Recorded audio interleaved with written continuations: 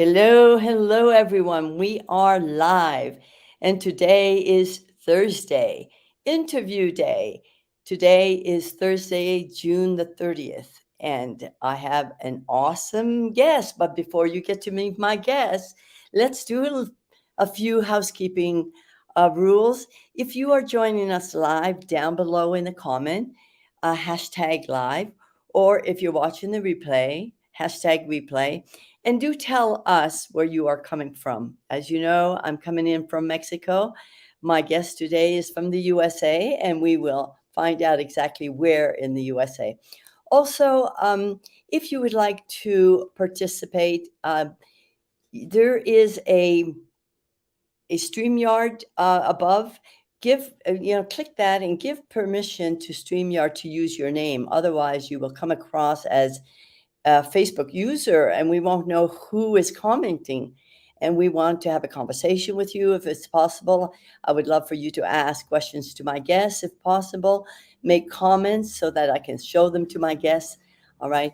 And so usually I tell you where my guests and I met. Well, we met online. And I'm going to say it again, you meet the nicest people online. We met through a mutual friend and we were doing a master class at the time. We're also both involved in a wonderful global mom project where all 100 moms hope to meet in person in India in November. So so we do have those two in common, those two things in common. My guest today is Sherist Rodriguez. Now, Sherist is a mother. She's a social entrepreneur. She's an international business owner, a philanthropist. I can go on and on. She's an ACE survivor and advocate, founder of We Empower World. You know what? Let's meet my awesome guest, Sherist. How are you, Sherist? Hi, Lucy. So excited to be here. Thank you. Where in the U.S. are you located right now? I am currently in Scottsdale. I say currently because I like to move around quite a bit. So currently I'm living in Scottsdale, Okay, Arizona. I know now you are a Latina woman, are you not, Yes, I Rodriguez? am. I am. Oh, that's wonderful. Now, were you born there in Arizona? I was born in the Bronx, New York. I am Puerto Rican, so they call us New Yorican. Ah, And my grandparents on all sides are from the island, Puerto Rico. wonderful. Now, I am intrigued by your name, Sherest. I mean, that is not a Latina name. So, your mom, was it your mom that gave you the name, your dad, or can you tell us a little bit about your name, please? I'm intrigued. Yeah. So I mean, rumor has it, I guess. My mom says that my aunt made it up. And I used to think they used to tell me, I don't remember, maybe I made this up, that it was Oh, we're having a little technical difficulty. Let me two check names my. put together. So, shoot. All right. Sheressa, I think we're having a little bit of difficulty. I don't know if it's um, I'm checking my internet. It looks like it's okay. So we didn't get the hearing. I think that the last thing I heard you say was you thought it was your aunt that gave you that name. Could you tell us again what happened? Because you faded out there. And you have a lovely smile. I don't know if you disconnected with us or not. Let's see. Okay. Well, these things happen. Um, I know that Celeste, we're going to wait till she comes back to us. I'm all right. Okay. So we have a Facebook user. All right. Hi, Lucy. Well, hi, Facebook user. If you click the StreamYard strip above, click that and allow them to use your name, then I will know with whom I'm talking. Okay. And so, Sherest, are you back with us? All right. Hey, you just wanted to say hi and send lots of love from Brazil. Now I have a friend, Flor Marquez. Is that you, Flor? Okay. If it is, it's nice to have you here. Okay, so I don't know what's happening to my guest. I will see if she can come back to us. Remove. Let Oh, me. Oh, are you back? oh, Oh, there you are again. I think we. Okay. Okay, I can't hear you very well. So, okay, here you are something back. is wrong on my side. Something is wrong Oh on your boy. side. Hang So, on. I am still looking frozen here. yeah, well, just hey, hey, hey, we have Give an me a second. admirer from Brazil, and I think it might be my friend Flor Marquez. She hasn't confirmed that. So if you want to make comments, click the StreamYard user and give StreamYard permission to use your name. I think you're okay now. I hear you loud and clear. Oh, well, she disappeared. Okay, so my guest was her whole family. Those tech and net is always a challenge, but this is part of the fun. I totally agree with you. You know, this happens, you know, quite often. A storm can come by here. I live in Mexico. Sometimes when it rains, our internet goes out and there's nothing we can do about it. So it's all very challenging. So let's hope that my guest is going to be joining us in a few.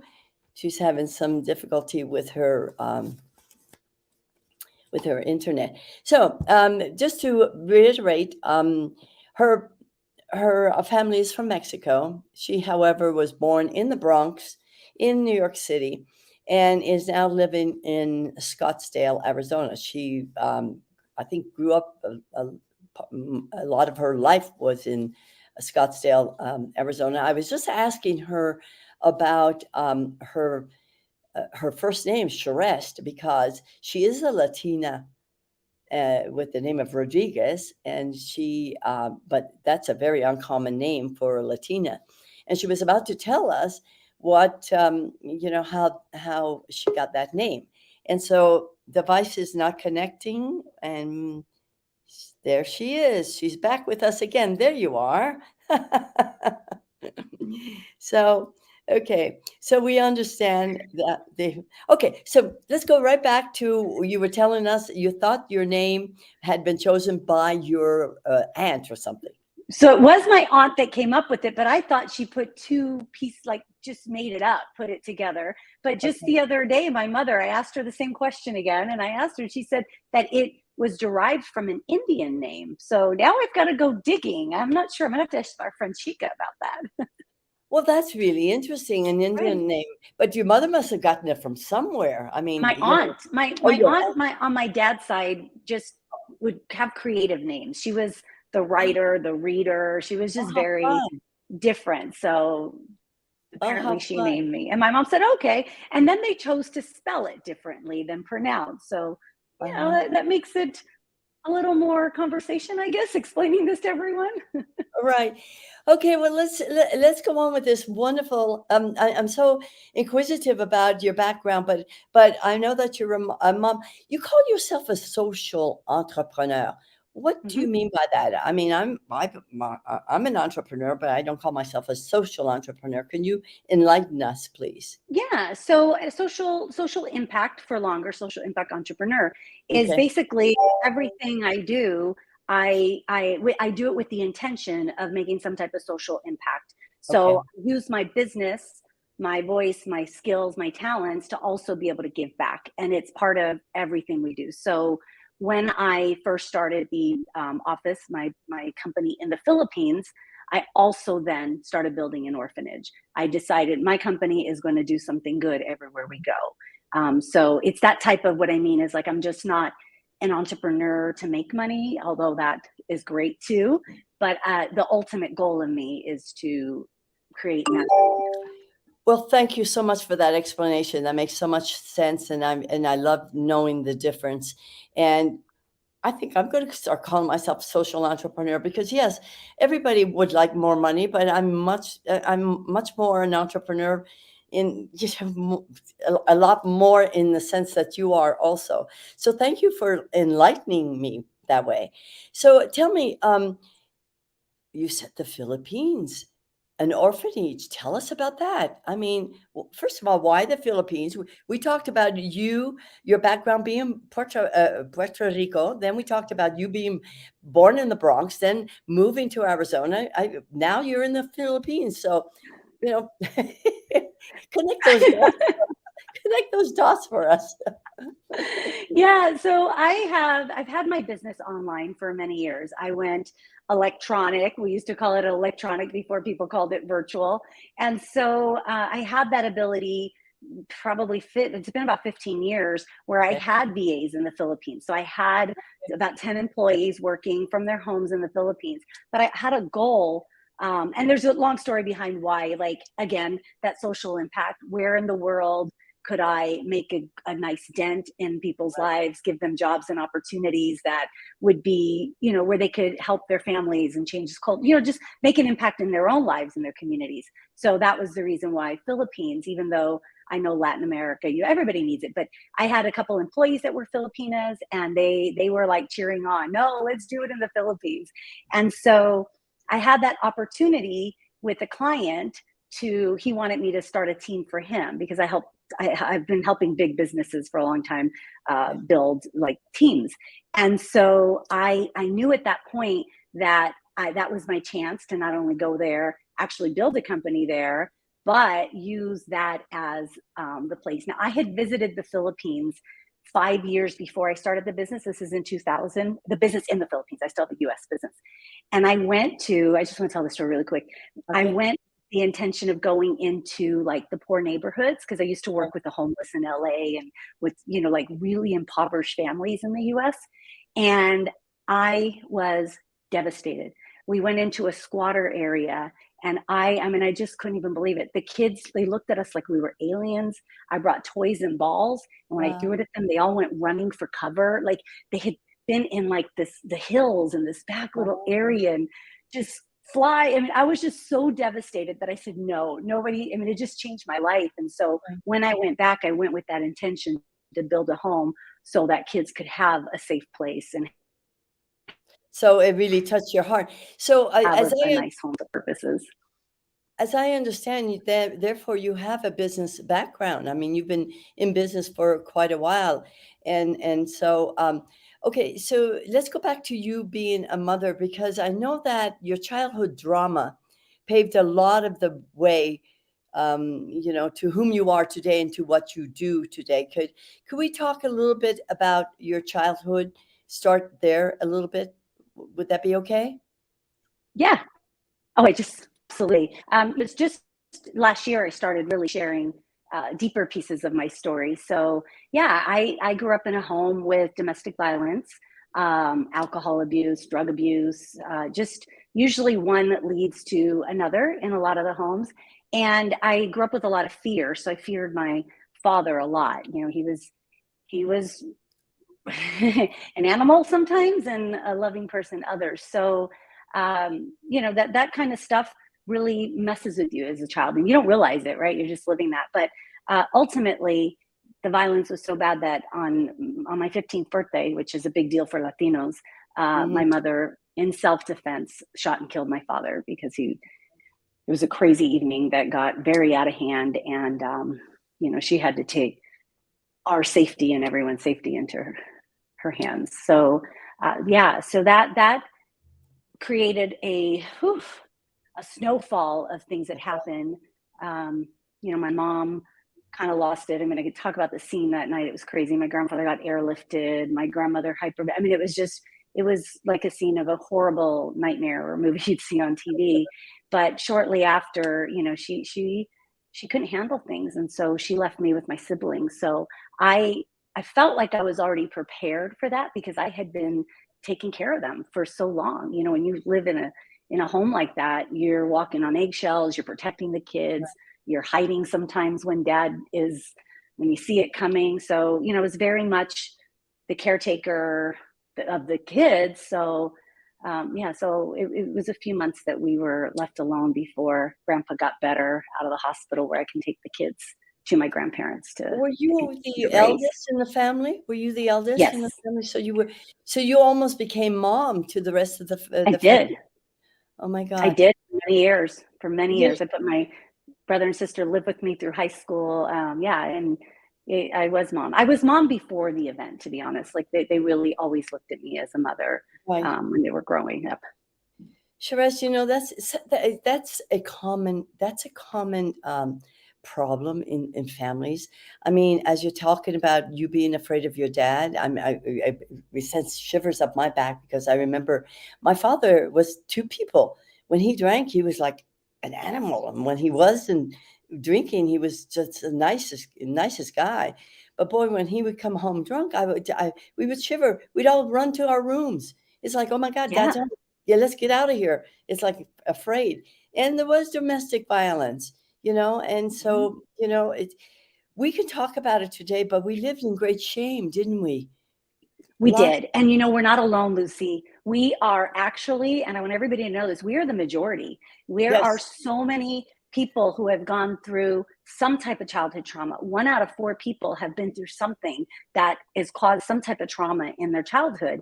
And so that shame and that guilt and that silence, right? Because you're not supposed to talk about those can't things. talk You'll about it. shame the Exactly, family.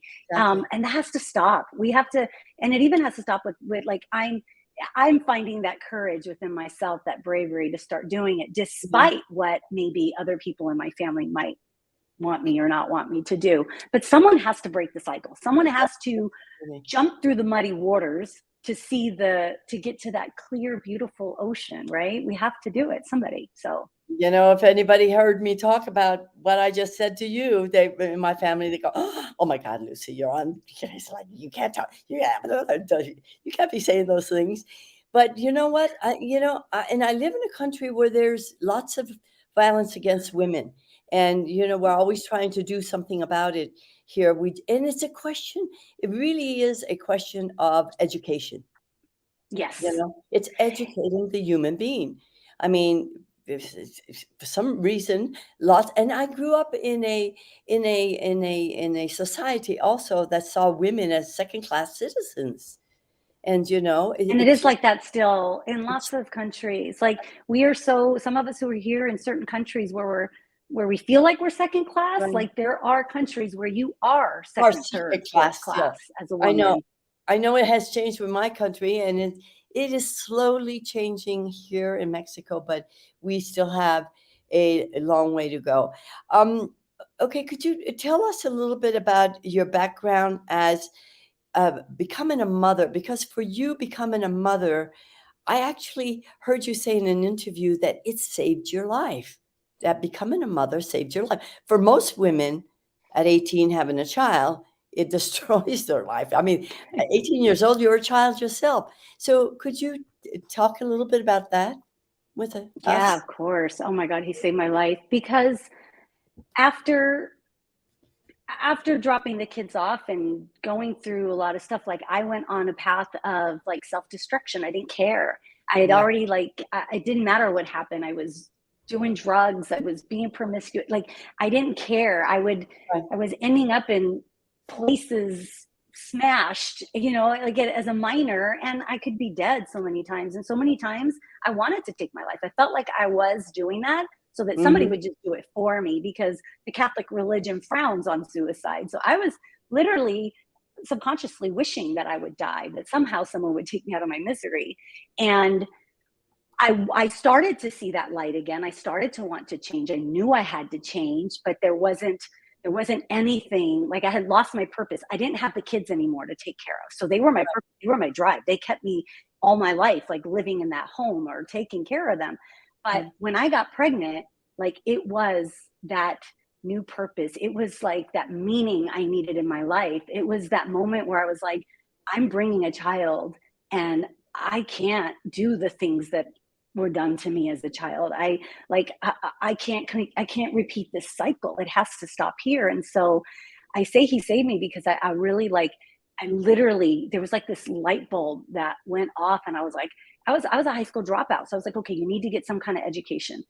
Even if it's like career training or reading or research, whatever, you need to do something. And you need to be able to get a job that's going to get you to another job, that's going to get you to a career.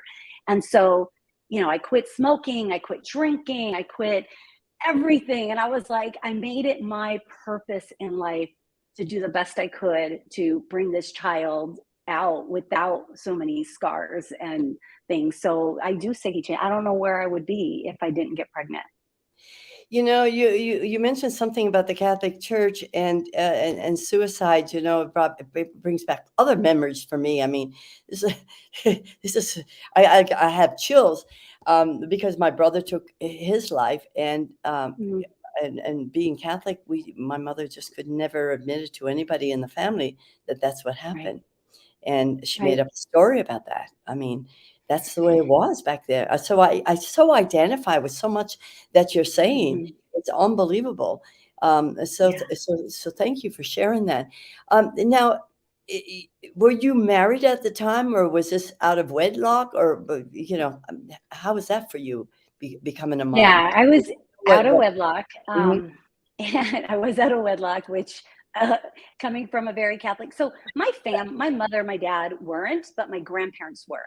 And mhm, I want to say my grandparents were very instrumental in our lives. Like they were the role models. They were the right, ones that picked us up on the weekends. They were the one that bought us our clothes. They paid for our schooling. They got us to school. So there was like it was almost like we were their kids, but we weren't, right? I mean, they played a real role in raising us as well.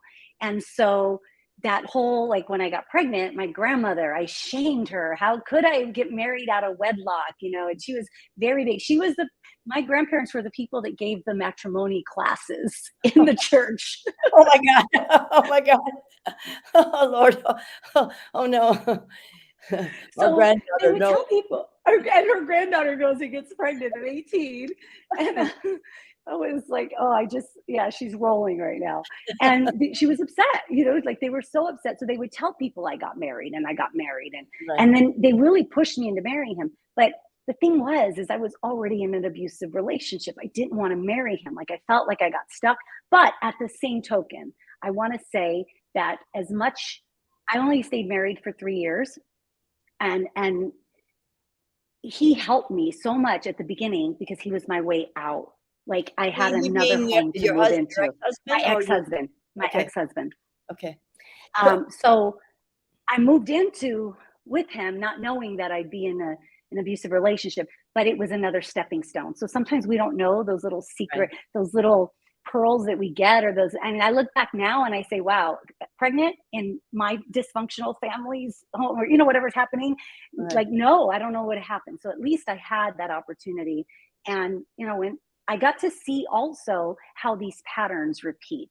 And being in the middle of it, it's awful. Like you feel guilty, you feel shamed. I'm repeating this same thing my mother went through. I always said I'm not going to do this, but for me, I look back and say I'm really glad I learned those lessons early, and that I was able to see past that. So anyway, so I ended up marrying him because my grandmother, like she just couldn't live with herself. Like, Right.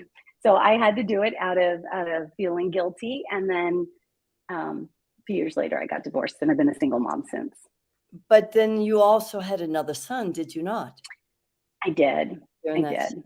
So you're a mom of two wonderful boys, as I well, they're men today. Are they not in their late 20s or something like that at Oh this my point? gosh, 27 and 29. Like, I'm Oh, like, where wow. did the time go? I know, but, is would you say that their life is different? Their lives are different because of who you have become as a mom? I mean, where did you get the wherewithal to know? I mean, it takes great self-development, to be to I mean, where did you get that strength from? Yeah, I go back to very often. I didn't know for so many years. I would ask myself the same question, like I have no idea. I would say that all the time. And I remember going back to my cousin one day, just as like 2 or 3 years ago. Mhm. And I kept getting, since I started talking a little bit more about the story. And I asked her, like, where do you think I got that from? And she's like, oh, that's easy. You had faith. I was like, Ah, that's it? She goes, yeah. Every time things will go wrong, you'd be like, don't worry, we've got this. Everything's going to be fine. We're going to take care of it. Something good's going to happen. It can't stay like this forever. When things go down, they go up. I don't sure tell me all that. I'm like, I did that. I don't remember being that. Uh, and That's so just straight common sense. I know, I had faith. Like, what? You're kidding me. I know. I was thinking it was like some dramatic thing she was going to tell me. I know, I know. That is just so cool. I mean, it's so commonsensical. It's unbelievable. So, Right. that got you through. I mean, so you cleaned up your life. You were able, because you cleaned up your life, you were able to help your sons, in the right path, I suppose. Yeah. What are they Yeah. doing And today? Hmm. I will say really quick, and this is for awareness of everyone, I still caused trauma to my kids in my own way. We still cause it. And partly because we spend so much focus and energy and all the things we're not going to be and we're Right. not going to do, that there are other things we're doing and they're lacking. So it wasn't, there's a period in my life of recent years where I started to go overwhelmed with the guilt of the trauma that I inflicted with them because of my choices, because of I didn't understand what mental health was. I didn't know what personal development was. So I went through all of that alone with kids. And I can look back now and say, oh my God, my kids had to see me have a nervous breakdown, freak out, go crazy, Yeah. there's all this guilt. But we've had that open conversation, and they've told me like, no, mom, are you kidding me? Like you're this, you're Yeah. that. And so it helps. And so I just want, there's no magic. Even if you've been through things and you wake up and you've got this awareness, there's no magic that like makes every kid's life perfect, Right. right? We're all going to do things. So what a journey though. I mean, so you call yourself, you call yourself an ACE survivor. What now? And you're ACEs. at ACEs. ACEs. Yes. ACEs, if you don't mind, stands for adverse childhood experiences. And about 3 years ago, finally, everything crashed on me and I had a nervous breakdown. I never thought that stress would be this weak person that her oldest child would be having to take care of. Right. And I, in despair and in having hope. And so I say I had faith to get me through, but sometimes you lose faith too. I didn't always have faith. We go through these ups and downs with faith too. And I found the courage and to have a little bit of hope. I talk about this moment of hope where I just decided, and it's funny, I Google like all the things that were what I felt was wrong with me right now, and popped up a TED talk from Dr. Nadine Burke about ACEs, which is adverse childhood experiences. Hmm. And it was like a godsend. It was like he had just poured into me, and I was able to understand what was happening to me, that Uh-huh. nothing was wrong with me, that as a child, all these adverse experiences changed my neurological response systems, changed my DNA, changed the way I process things, and changes all of us. And so that awareness really, for the first time in my life, like, I don't know about you, Lucy, but do you ever feel like you take all these steps forward and then all of a sudden you feel like you're like all these steps back? You're like, what's wrong with me? I was so empowered 2 days ago. Why am I crying in a corner? Right? I know, I totally get it, I totally get it. But that's what life is all about, isn't it? I mean, we can there's no going forward without taking steps backwards. It's just part of life. It's just like, it can't all be wins. There has to be some failings. Why? Because we learn from our failings, right? Our failures or failings or whatever you want to call them. But Right. that's human being. That's human living. Yes, So so that's what's so realistic. tell me how that so I know how it changed your life, but how do you take that to, and work it into your business? I mean, because I know that you have a hub that's called We Empower World. Hmm. How does all that fit in? Could you, Yes. How maybe much time do also we have? No, I'm just oh, kidding. well, I'm just kidding. we've gone in and out because my internet went off too. So I disappeared for 2 seconds while you were talking. That's okay. So, that's what happens. I don't know what's going on today. It's Well, the universe is God is challenging us to continue to shine bright despite our hiccups. there Yeah. you So go. That's beautifully said. Thank you. yeah, that's what I look at. It is what it is. It is what it So is. when I had that nervous breakdown, I had already moved the kid. I had already built an orphanage from scratch, like Okay. literally the contractors, everything. We'd move the kids in.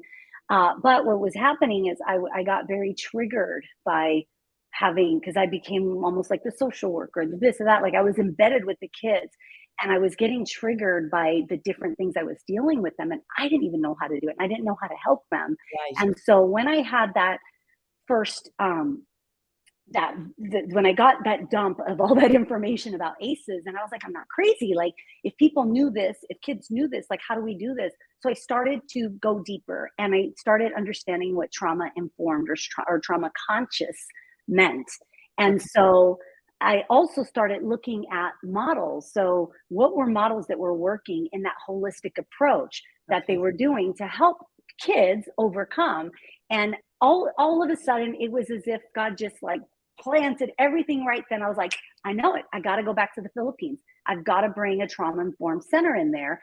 I have the place to do it now. Like, if I was to go out to everybody over here and say, "Hey, let's No do all way. these things," they're like, "Are you kidding me?" Right? But I had a place, and I Yeah. had the perfect kids to not experiment, because I know it would have been good. So but I knew I would be able to show outcomes because I could control who I brought in and out. So I brought in psychologists, social workers, occupational therapists, Wow. art therapy, music therapy. We created a music room, an art room. And so we just went to work, and I found a psychologist that would run this thing for me. And I found the biggest part was one of my donors that helped me build the orphanage. Mhm. All of a sudden, he decided to fund it, because I was like, I don't know how I'm going to do it. So then I had the money to do it now. And it was like, oh, this is on. And he asked me, are you going to be able to save these kids? And I'm like, that's a big ask, but I'm gonna go Yeah, down trying. absolutely. Absolutely. So So what we saw is that every one of the kids went from being the worst kids in school mm, to top kids in school. They went from being kids that were made fun of to kids that were just really living great. They were allowed to express things. I mean, and all of these kids are doing so great 3 years later. I see that living in the Philippines. I can't wait to look at your comments later. I'll post when I get off. But so what I did was I proved a concept, and then I knew now that I wanted to go. So I went to Mexico to try to build a women's for women and children, but I mhm. didn't have all the resources. I didn't have everything. And it met with so much resistance. Whoops, my ear thing. It met with so much resistance because it's Mexico, right? We're not supposed to really. I mean, there's still a lot of issues with Right. violence against women and empowering women. And so I got myself in a couple little binds, and I thought, okay, felt threatened a couple times by Wow. with men. And so that's one of the reasons why I left for a little while. Let me chill my horses. But the thing is that I realized what I did realize in that experience is that I can't do it alone. And all of a sudden, like I was building an entrepreneurship type program. Like, how do I teach women how they could like sell their own goods or grow their own food and then make profit from it, like getting people out of poverty. And it came to me again, just like the ACEs, that it just dumped on me that you need to go work with the women that are ready first. And the more women that can be more successful, the more they will also impact communities and want to give back and want to join you in some of these things. So I Wow. had to take a pause from being in the soil, so to speak, to build the community so that one day we'll be able to do big, big things, not just projects that I decide to do. So that's how this We Empower World started, about really like, how do we give women the tools, the resources, everything, so that they can grow, make money, impact, and then give back. But you're also doing something online with this. I mean, this has become a big thing online, this We Empower World, and you're so now you're reaching so you're in the throes of reaching out to the correct women at this point. Is that what I'm understanding? Yes, when COVID hit, the idea of having physical centers and physical places Was got yeah. trashed. But because I've been in online business forever, I was like, oh, that's easy. I could put this up. So, Right. I went to building, and I ran a software development team. So in the Philippines, so like all the tech stuff is super easy for me.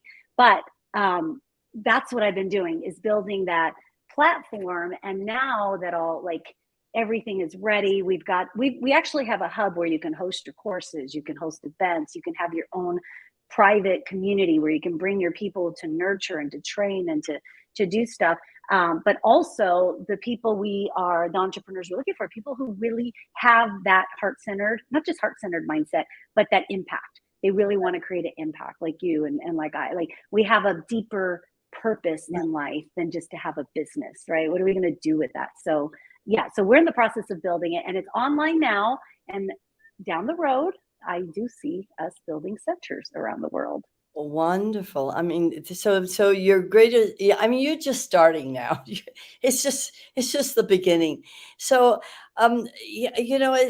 everything is it's such a journey, isn't it? I mean, when you go back to think about when you were that kid, that experience your dad's death. I mean, I can't believe the things that you went through to where you are today.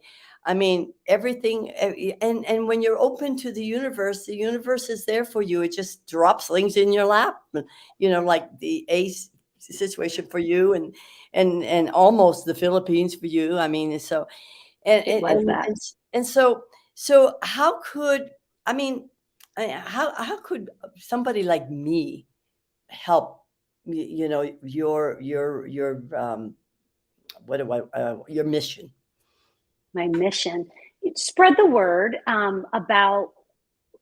about women getting together that want to empower each other, women supporting women through entrepreneurship, whether Right. it's at the beginning stage or later stage. We are developing little by little different programs depending on what stage people are in. So, for instance, right now we have a Make It Happen circle, and that meets every week. And like, I literally put together some of my massive plans and consolidate into something small to really help women stay aligned and focused in their purpose, in their goals, how to achieve them in the 30 days, the 60 days, 90 days. A lot of people don't have that structure. A lot of women don't have those. And then we're there to support and that accountability. And down Mhm. the road, we want to start like that startup club in there. So it's about supporting each other. And so if there are people that have already made it and they want to come in and host some classes or work with some, come in and speak and things like that, that would be great. So it's That all would be spreading great. the word about what we're trying to do. Right. Exactly. And have you started doing summits or things like that? Because I would think that that would be the next step. Yeah, we did one on Clubhouse too, one big one on Clubhouse last year. I am considering doing one in a bit, and I'm actually toying around with the idea of a little mini retreat in September in Mexico. Oh, So that would be really fun. that would be really fun. So if anybody wanted to contact you, I do have in the tickler down below, contact Sherist Rodriguez by joining her community. So your community is weempower.world. Or they can email you at Sherist, Sherist, at weempower.co, right? And then Hmm. your website is www.weempower.co. It's not com, right? So it's co. Right. I'm not very techy, but I mean, no, up until now. I Yeah, always want I to like up that. until now. So that's great. Is there anything that I haven't touched upon that you would like to tell our listeners? Um, your next, you're always in this project. I mean, this project is just a huge project. It's just going to go frontwards and sideways in every way. I'm Oh, hoping, of course, and since we both are moms in Shika's Global Moms project, to meet you in person in I India. I know. mean, having I to go to know. but maybe you'll have the retreat in Mexico where I live before we do that in India. Who knows? All right. I Right. just want to make sure that I covered everything. Is there any kind of last bit of advice that you have for women? Um, Yeah. I who I would leave everyone with, like, don't give up. There are times where I felt like I was this far in and I wasn't going to be able to make it out. And just to find that little spark of hope will lead you to that faith and that trust in that universe, and to reach out. Like, we are taught to, not be in community, not talk about these things. And it's time to break that taboo. Reach out to communities that are supporting, that are wanting to hear your voice. don't hold this shame with you forever, because it's the secret death. I mean, it well, Yes. not just in terms of, committing suicide or anything, but let's talk about heart disease All sorts of and health cancer and all problems. these potentially are causing things. So just reach out. Yeah, so many problems related with it. So just keep your head up and just keep on looking for that, and try your hardest to find, even if it's a purpose for the day, for the week, for the month, like being able to have something to look forward to. The Philippines and the kids was that for me for a little while. So there's always something out there. Just reach for it. And know that you're unique, and know that your message counts. And so, go out there and just do it, you know, just do it. Okay, well, thank you so much, Sherist. It's been a pleasure having you today. Thank you. And I want to thank my audience for your participation today. Thank you, especially to Shalene Reyes, and we will answer in the comments. And so if you want to, all the information is below. And when we finish, the information will be put in the comments also for you to be able to reach Sherist as easily as you possibly can. Thank you, and we'll see you next week. Bye.